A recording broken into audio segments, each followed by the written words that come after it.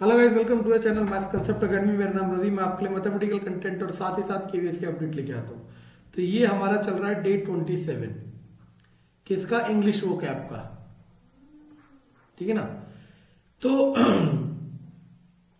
अब मैं इस इंग्लिश वो कैप वाली सीरीज को खत्म करने वाला हूँ, क्योंकि देखता कोई नहीं है और मेरा बहुत समय लगता है और बहुत मेहनत लगती है। ठीक है ना। तो शायद ये आखिरी हो, इसके बाद ये इंग्लिश वो कैप वाली सीरीज मैं नहीं लाऊंगा। ठीक है ना। चलो, तो इसके बाद हमारे पास पहला आता है, क्योंकि अगर सिर्फ यूट्यूब चैनल चलाना है तो और भी बहुत सारे रास्ते हैं। ठीक, तो हमारे पास आता है, पहला आता है, हम करते हैं पहले आईएमपी, इडियम एंड फ्रेजेस। पहला आता है पे द पाइपर। पे द पाइपर, इसका मतलब होता है खर्चा उठाना। खर्च उठाना। मानो आप अपने दोस्तों को पार्टी पे ले गए और आपने कहा आई एम पे the Piper, I will pay the Piper, मतलब मैं खर्च उठाऊंगा जो भी इसका हो रहा है। ठीक है ना। दूसरा होता है पे थ्रू हिज नोज। पे थ्रू हिज नोज, नाक से खर्च करना। तो इसका मतलब होता है अत्यधिक खर्च वहन करना, मतलब टू पे डियरली, बहुत ज्यादा खर्चा करना। ठीक है ना। मान लो आपके लिए बहुत कीमती है, आपके माँ बाप या कोई भी, आप उसके लिए कोई चीज कर रहे हो और आप बहुत खर्चा कर रहे हो, then you are paying through your nose, paying through your nose. ठीक है ना। और कोई और कहेगा he is paying through his nose. Okay. अगला आता है rest on once Lawrence.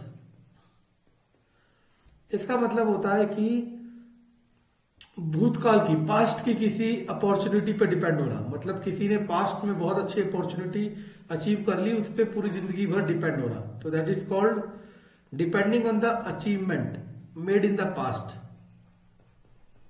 Depending on the achievement made in the past. ठीक। Next, fourth, next is rock the boat. Simple सी बात है, आप नाव में बैठे हो और कोई उस पर रॉक कर रहा है, हिल रहा है, डांस कर रहा है, कुछ कर रहा है, तो संतुलन बिगाड़ेगा। That is called to disturb the situation, to disturb and make unstable. Okay. Fifth INP है हमारा आज, दैट इज कॉल्ड रन अमक।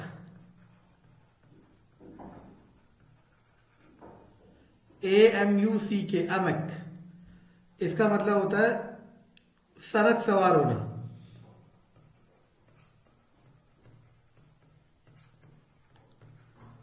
ऐसा होता है, कई इंसानों का नेचर इस तरीके का होता है कि उन्हें सनक चलती है हर चीज की, कि करना है तो करना है, फिर वो ये नहीं सोचते कि वो सही है कि गलत है। ठीक है ना, जो गलत नेचर है। ठीक है, हमारा भी यही था, तो हमने बदला बहुत मुश्किल से। चलो, अब आते हैं वो कैप पे। ठीक है ना। अब हम पढ़ते हैं कुछ वर्ड्स और देखते हैं क्या क्या हो सकता है। सबसे पहला वर्ड आ गया रिनिगेट। रिनिगेट का मतलब होता है धर्म परित्यागी। धर्म परित्यागी, तो इन शॉर्ट ऐसे कह सकते हैं जो धर्म को त्यागता हो। ठीक है ना। Next word is recluse. Recluse का मतलब एकांतवासी।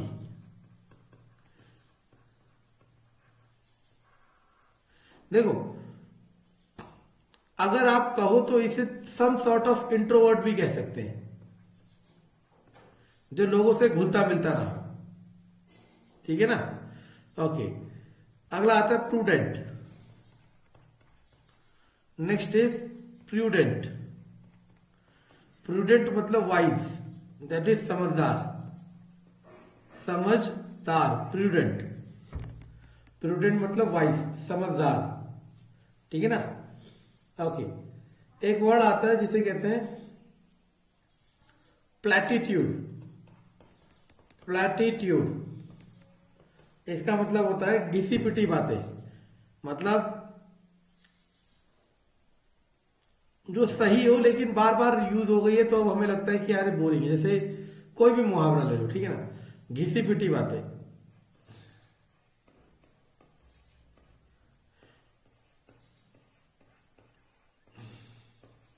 ठीक है, जैसे मैंने कहा यार दूसरों का बुरा करोगे तो आपका बुरा होगा, ये सच है, ऐसा तो नहीं है, गलत है, लेकिन हम कह देंगे कि यार घिसी पिटी बातें हैं, मतलब बहुत बार कह दी गई है।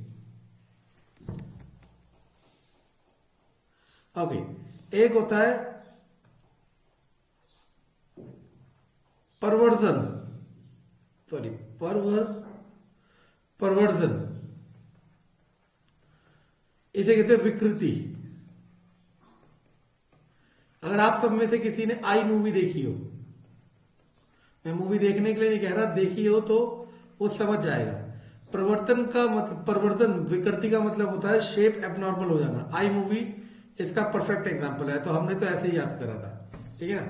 अब ये नहीं है कि अब आपने देखनी है, मैं कह रहा हूं देखी है तो, ठीक है ना। ओके,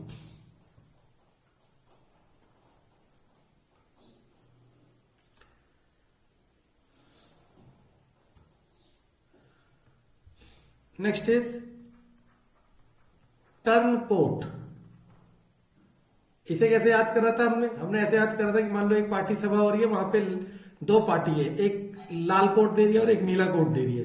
तो आप नीले कोट वाले हो और आपको लगा लाल कोट वाले में फायदा है, तो आपने फट से लाल कोट पहन लिया। तो टर्न कोट मतलब दल बदलू, दल बदलू। टर्न कोट मीन्स दल बदलू। एक वर्ड होता है सुपर सीलियस, इसका मतलब होता है घमंडी,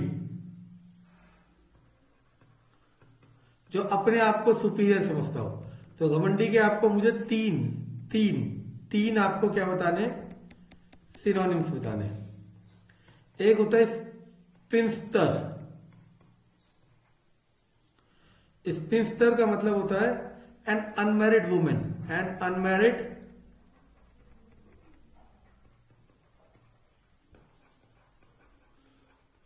मतलब कुंवारी महिला, ठीक। ओके, एक होता है सिस्ता, SIESTA, सिस्ता, ठीक है ना। सिस्ता का मतलब होता है कि दिन के खाने के बाद जो आराम करते हैं, नींद कह लो या लेटना कह लो, उसे कहते हैं सिस्ता।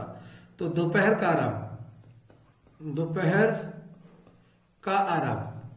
तो इसे याद करना, याद लिख लो कि sister is very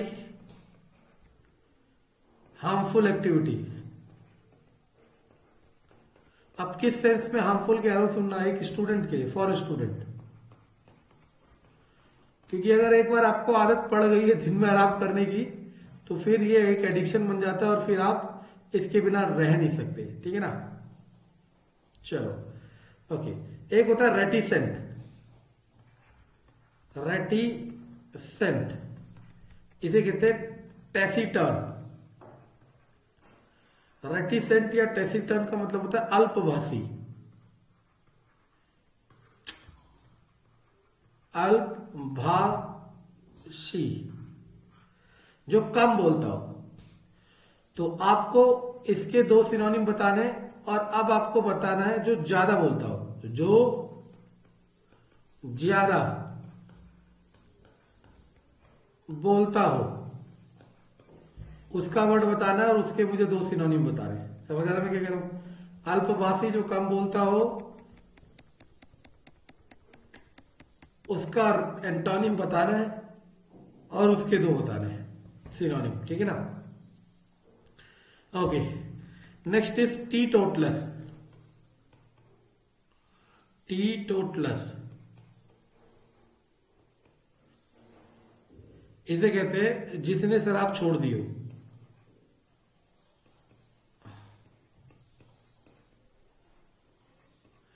one who abstain from alcoholic drinks. यहां पे जो एब्सटेन है ये भी एक वोकैब है, ठीक है ना, त्यागना, छोड़ना। चलो, एक होता है, आपको पता होना चाहिए, एक होता है थीस्ट, एक होता है एथीस्ट, थीस्ट और एथिस्ट।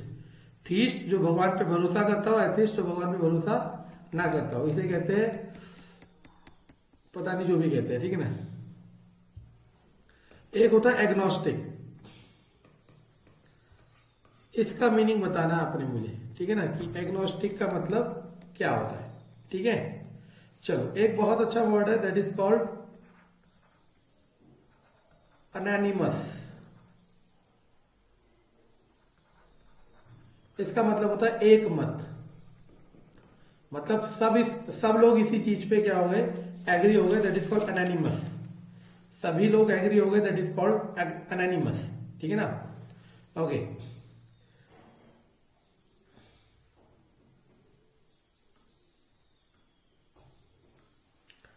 ठीक है। तो ये वो कैप सेशन था, तो यहां तक का साथ दिया बहुत अच्छा। लेकिन मैं आपको फाइनल बता देता हूं कि चाहे इंग्लिश हो चाहे कोई सब्जेक्ट हो, आपको मेहनत बहुत करनी है, क्योंकि ये जो चांस होते हैं ये लाइफ टाइम नहीं मिलते रहेंगे। एक बार चले गए तो उसके बाद दोबारा आए ना आए कोई नहीं जानता, ठीक है ना। Thank you.